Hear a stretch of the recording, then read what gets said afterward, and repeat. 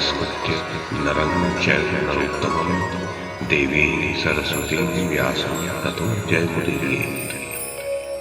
ओम नमो भगवते वासुदेवाय। ओम नमः पितामहाय। ओम नमः प्रजापतिभ्यः। ओम नमः कृष्णद्वैपायनाय। ओम नमः सर्वविघ्नविनायकेभ्यः।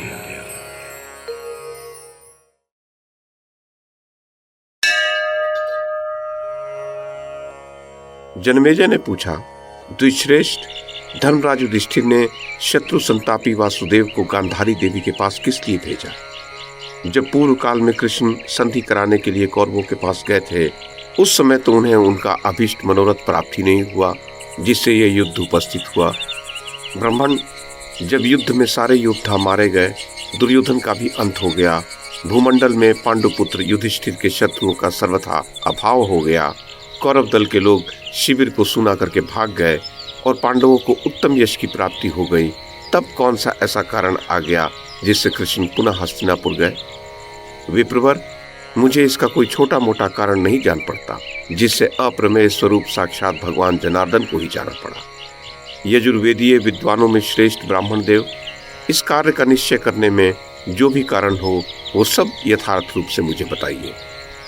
वैशंपायन जी ने कहा, भरत कुलभूषण नरेश, तुमने जो प्रश्न किया है वो सर्वथा उचित है। तुम मुझसे जो कुछ पूछ रहे हो वो सब मैं तुम्हें यथार्थ रूप से बताऊंगा।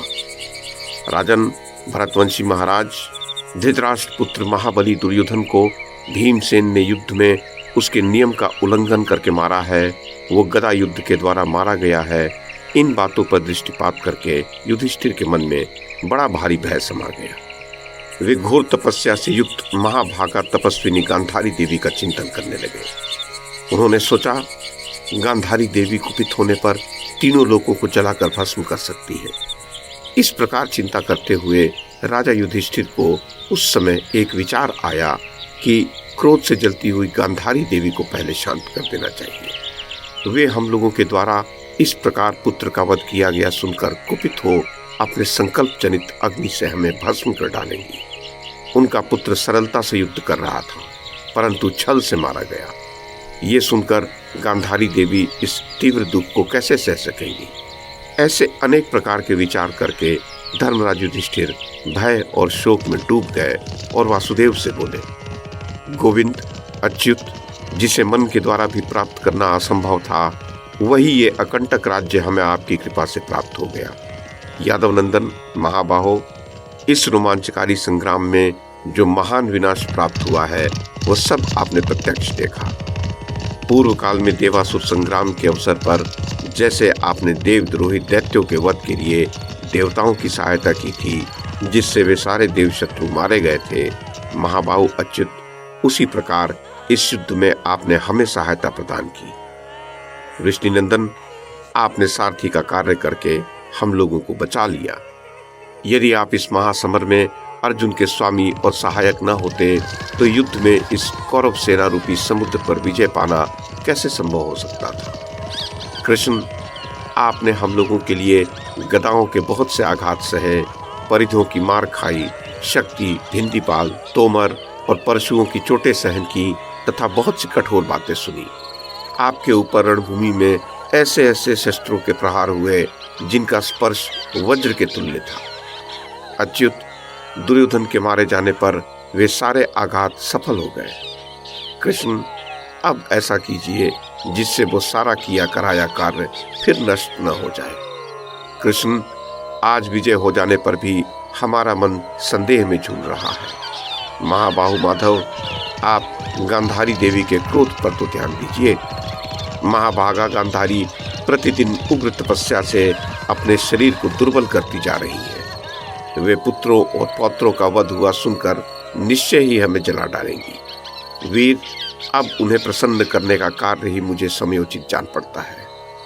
पुरुषोत्तम, आपके सिवा दूसरा कौन ऐसा पुरुष है जो पुत्रों के शोक से दुर्बल हो, क्रोध से नेत्र लाल करके बैठी हुई गांधारी देवी की ओर देख भी सके? माधव, इस समय क्रोध से जलती हुई गांधारी देवी को शांत करने के लिए आपका वहां जाना ही मुझे उचित जान पड़ता है। महाबाहो, आप संपूर्ण लोकों के सृष्टा और संहारक हैं। आप ही सबकी उत्पत्ति और प्रलय के स्थान हैं। आप युक्ति और कारणों से संयुक्त समयोचित वचनों द्वारा गांधारी देवी को शीघ्र ही शांत कर देंगे। हमारे पितामह श्री कृष्ण द्वैपायन भगवान व्यास भी वही होंगे। महाबाहो, सातवत वंश के श्रेष्ठ पुरुष, आप पांडवों के हितैषी हैं। आपको सब प्रकार से गांधारी देवी के क्रोध को शांत कर देना चाहिए। जन्मेजय, धर्मराज की यह बात सुनकर यदुकुल तिलक ने दारुक को बुलाकर कहा, रथ तैयार करो। केशव का यह आदेश सुनकर दारुक ने बड़ी उतावली के साथ रथ को सुसज्जित किया और उन महात्मा को तदोपरांत इसकी सूचना दी। शत्रु को संताप देने वाले यादव श्रेष्ठ भगवान केशव तुरंत ही उस रथ पर आरूढ़ हो हस्तिनापुर की ओर चल दिए। महाराज, पराक्रमी भगवान माधव उस रथ पर बैठकर हस्तिनापुर जा पहुंचे। वहां पहुंचकर उन्होंने नगर में प्रवेश किया। नगर में प्रविष्ट होकर वे अपने रथ के गंभीर घोष से संपूर्ण दिशाओं को प्रतिध्वनित करने लगे। धृतराष्ट्र को उनके आगमन की सूचना दी गई और वे अपने उत्तम रथ से उतरकर मन में दीनता न लाते हुए धृतराष्ट्र के भवन में गए। वहां उन्होंने मुनि श्रेष्ठ व्यास जी को पहले ही से उपस्थित देखा। व्यास तथा राजा धृतराष्ट्र दोनों के चरण दबाकर जनार्दन कृष्ण ने बिना किसी विकृता के गांधारी देवी को प्रणाम किया। राजेंद्र, तदनंतर यादव श्रेष्ठ श्री कृष्ण धृतराष्ट्र का हाथ अपने हाथ में लेकर उन्मुक्त स्वर से फूट फूट कर रोने लगे। उन्होंने 2 घड़ी तक शोक के अश्रु बहाकर शुद्ध जल से नेत्र धोए और विधि पूर्वक आचमन किया। तत्पश्चात शत्रुदमन श्री कृष्ण ने राजा धृतराष्ट्र से कहा, भारत, आप वृद्ध पुरुष हैं, अतः काल के द्वारा जो कुछ भी संगठित हुआ और हो रहा है वह कुछ भी आपसे अज्ञात नहीं है। प्रभु, आपको सब भली भांति विदित है। भारत, समस्त पांडव सदा से ही आपकी इच्छा के अनुसार व्यवहार करने वाले रहे हैं। उन्होंने बहुत प्रयत्न किया कि किसी प्रकार हमारे कुल का तथा क्षत्रिय समूह का विनाश न हो। धर्मवत्सल युधिष्ठिर ने अपने भाइयों के साथ नियत समय की प्रतीक्षा करते हुए सारा कष्ट चुपचाप सहन किया था। पांडव शुद्ध भाव से आपके पास आए थे, तब भी उन्हें कपट पूर्वक द्यूत में हराकर वनवास दिया गया। उन्होंने नाना प्रकार के वेशों में अपने को छिपाकर अज्ञातवास का कष्ट भोगा। इसके सिवा और भी बहुत से क्लेश उन्हें असमर्थ पुरुषों के समान सदा सहन करने पड़े हैं। जब युद्ध का अवसर उपस्थित हुआ, उस समय मैंने स्वयं आकर शांति स्थापित करने के लिए सब लोगों के सामने आपसे केवल 5 गांव मांगे थे, परंतु काल से प्रेरित हो आपने लोभवश वे 5 गांव भी नहीं दिए। नरेश्वर, आपके अपराध से समस्त क्षत्रियों का विनाश हो गया।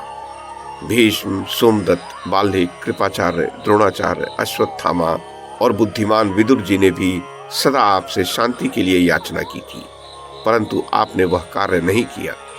भारत, जिनका चित्त काल के प्रभाव से दूषित हो जाता है, वे सब लोग मोह में पड़ जाते हैं। जैसे कि पहले युद्ध की तैयारी के समय आपकी भी बुद्धि मोहित हो गई थी। इसे काल योग के सिवा और क्या कहा जा सकता है। भाग्य ही सबसे बड़ा आश्रय होता है।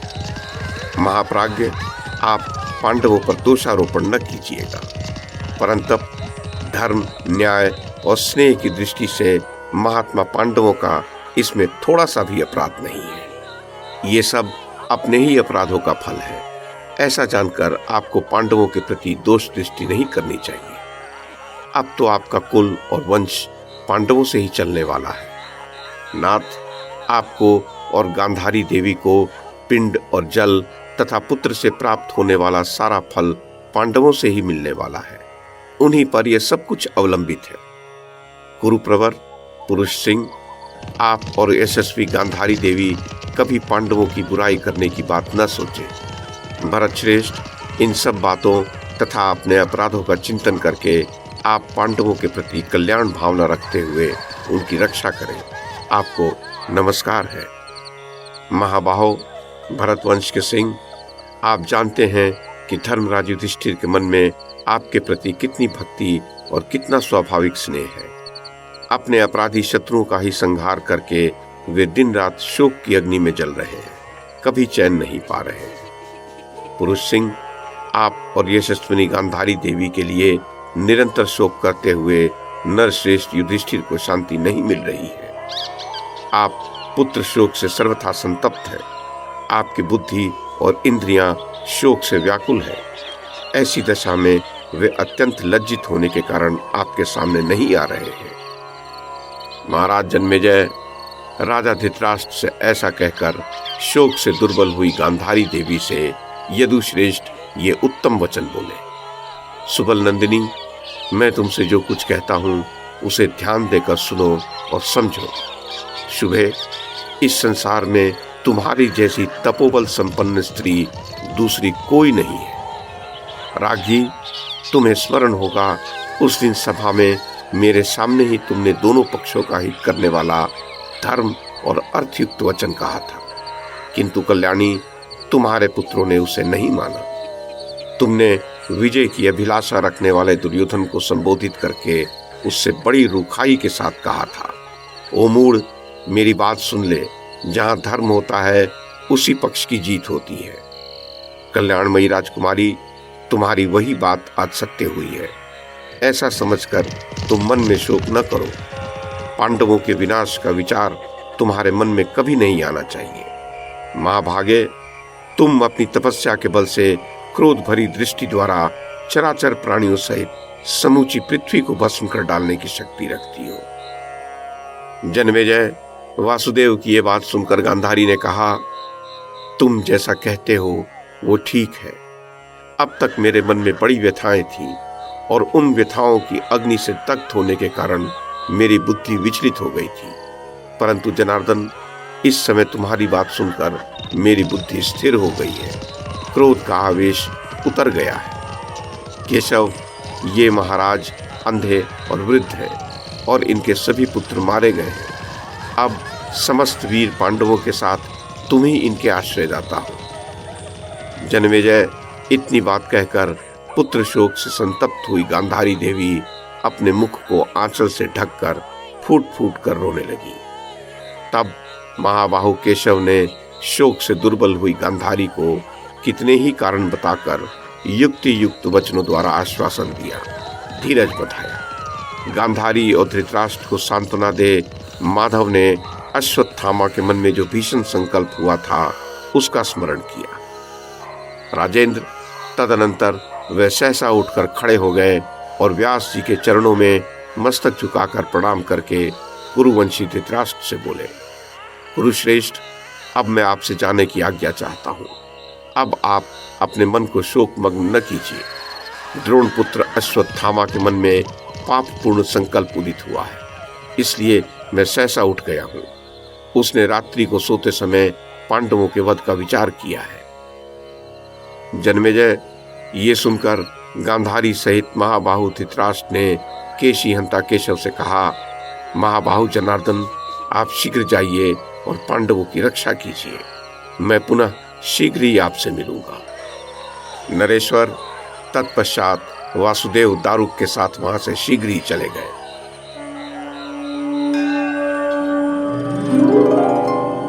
राजन, उनके चले जाने पर अप्रमेय स्वरूप विश्ववंदित भगवान व्यास ने राजा धृतराष्ट्र को सांत्वना दी। इधर धर्मात्मा वासुदेव कृतकृत्य हो हस्तिनापुर से पांडवों को देखने के लिए शिविर में लौट आए। राजन, जन्मेजय शिविर में आकर रात्रि में वे पांडवों से मिले और उनसे सारा समाचार कहकर उन्हीं के साथ सावधान होकर रहे।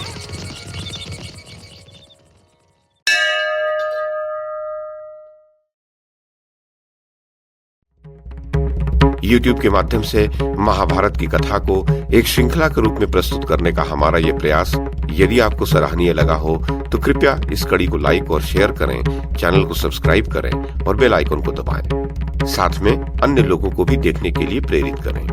धन्यवाद और नमस्कार।